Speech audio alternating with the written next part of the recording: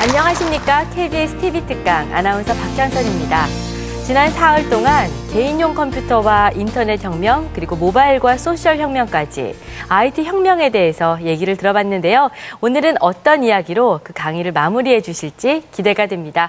IT 융합 분야의 전문가시죠. 관동의대 정지훈 교수님 모시겠습니다.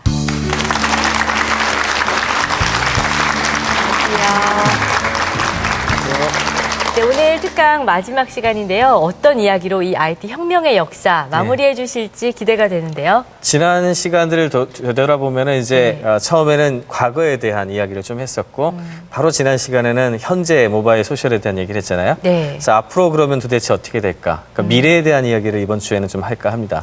그 미래의 변화 조금만 맛보게 해주시겠어요? 네. 뭐 여러 가지가 있겠지만요. 네. 제가 생각하는 미래의 변화는 지금 여러분들이 가지고 있는 모바일 소셜에다가 실제 변화는 이제 우리 전통 산업이 일어날 거거든요. 네. 그래서 제조 산업이라든지 서비스 산업이라든지 유통 산업이라든지 이런 부분의 변화가 구체적으로 어떻게 될까? 여기에 좀 초점을 맞춰서 말씀드릴까 합니다. 네, 또 예측해본 모습들이 얼마나 빨리 현실이 될지도 기대가 됩니다. 정지훈 교수님의 특강 힘찬 박수로 청해 듣겠습니다. PC와 인터넷을 거쳐 모바일 소셜 혁명에 이르기까지 세계의 패러다임을 바꿔온 IT 기술들. 과연 미래 세상을 어떻게 변화 발전시킬 것인가? 앞으로의 10년은 전통산업과 IT가 만나는 제2의 산업혁명이 촉발될 것이라는 전망이 나오는 가운데 우리가 맞이할 미래의 IT 혁명은 또 어떤 모습일지. 세상이 꿈꾸는 미래, IT가 이끌어갈 제2의 산업혁명 속으로 들어가 보자.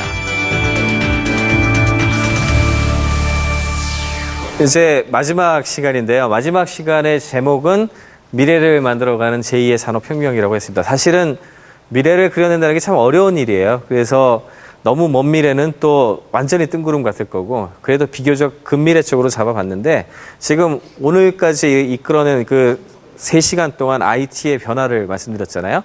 이 변화가 과연 그러면 앞으로 우리 산업을 어떻게 변할까? 그것이 이번 강의의 초점입니다. 들어가기 전에 또 지난 시간과 마찬가지로 지수 관련해가지고 해놨어요. 이번에 조금 어려울 거예요. 지금까지 3시간에 비해서 아무래도 미래에 대한 얘기이기 때문에 조금 좀 어려우실 텐데 한번 채점해 보시겠어요?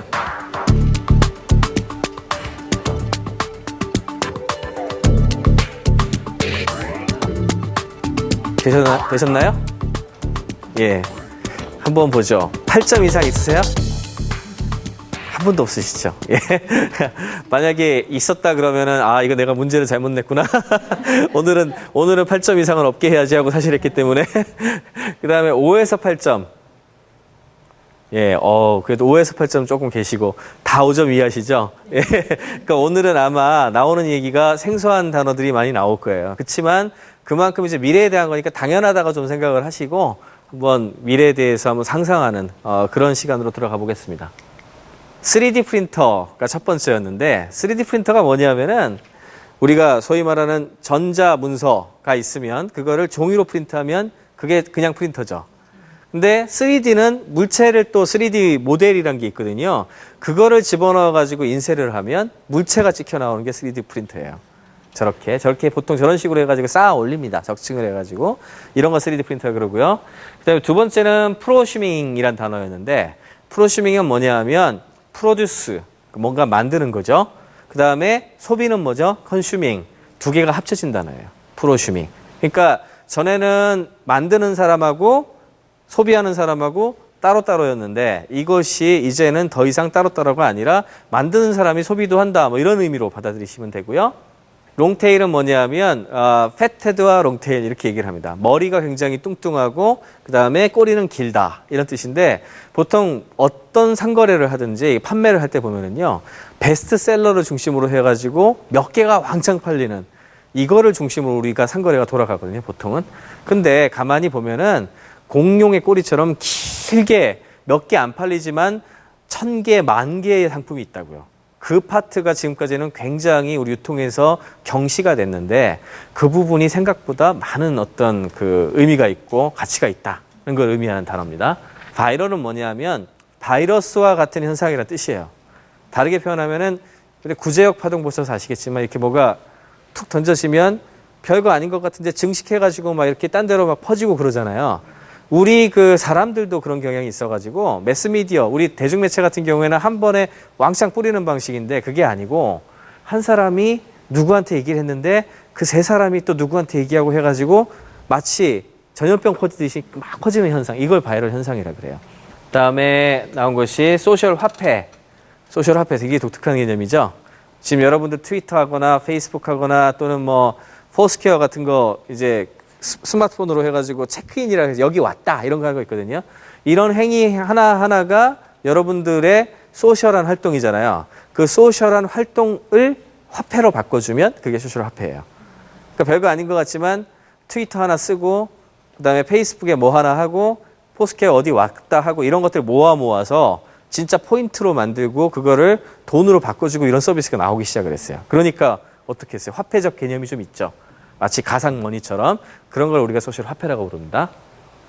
그 다음이 에스프레소 북머신인데 저기 오른쪽에 책이 떨렁 나온 거 보이시죠? 실제로 책을 만드는 기계예요. 그러니까 전자책 같은 거 도서관 같은 데 가지고 있으면은 그거를 찍어가지고 재본까지 해서 그냥 나와요. 저렇게. 우리가 이제 프린트 온 디맨드라는 표현을 쓰는데 예, 그런 기계 중에 제일 대표적인 기계가 바로 에스프레소 북머신입니다. 페버는 굉장히 좀 어려운 개념이에요, 사실은. 우리가 다른 표현으로 하자면은 저거를 데스크탑 매뉴팩처링 이렇게 불러요. 책상 위 제조. 전에는 팩토리, 그러니까 공장 하면은 이제 커다란 부지에다가 큰 시설을 놓고서 수백 명 고용을 해가지고 뭔가 만들어야 되는 것 같죠. 근데 페버는 뭐냐 하면 저런 공장을 우리 책상 위에 올려놓고 뭔가를 할 수, 아까 전에 3D 프린터도 이런 페버의 일부가 되는 거예요. 그러니까 다음이 소셜 커머스. 소셜 커머스는 소셜을 인프라로 해서 전자 상거래를 하는 거를 소셜 커머스라고 합니다. 다음이 이제 플립보드인데 이거는 아이패드, 그러니까 그 애플의 태블릿에 있는 그 킬러 앱 중에 하나예요. 지금 제일 많이 나가고 있는 앱이에요.